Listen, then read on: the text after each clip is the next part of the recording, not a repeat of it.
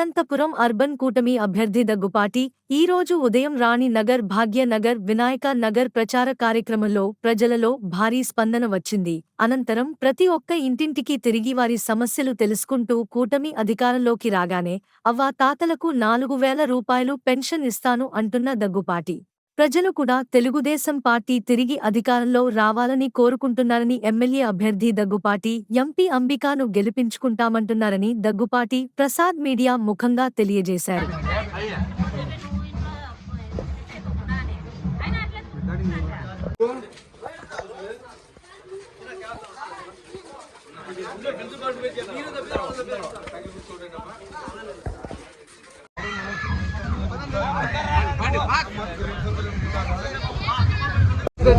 ఈరోజు 10వ జన్మదినంలో భాగంగా అనంతపురం అర్బన్ నియోజకవర్గంలో ప్రచారం చేయడం జరుగుతుంది.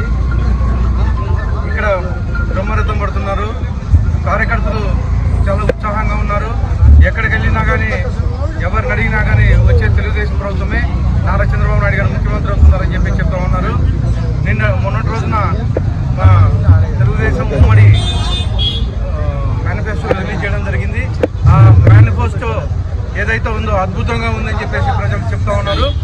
ఎక్కడికి వెళ్ళినా కానీ మాకు ఈ 4,000 పెన్షన్ వస్తుందంట, 6,000 పెన్షన్ వస్తుంది, తర్వాత 3 గ్యాస్ సిలిండర్ ఫ్రీగా వస్తున్నాయని చెప్పేసి మేము ఓటు అడుగుతానని వాళ్ళే చెప్తా ఉన్నారు. ఇంత బ్రహ్మాండంగా సాగుతోంది. అనంతపురం అర్బన్ నియోజకవర్గం గెలుస్తున్నాము. అలాగే 14 నియోజకవర్గాలు గెలుస్తున్నాం, 2 పార్లమెంట్ గెలుస్తున్నాం.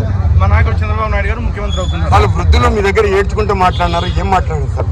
అదే 3,000 రూపాయలు పెన్షన్ వస్తుంది, చంద్రబాబు నాయుడు గెలిపించుకుంటే 4,000 రూపాయలు పెన్షన్ ఇస్తాడంట కదా బాబు అని చెప్పేసి ఏడ్చుకుంటూ మరీ అడుగుతున్నారు.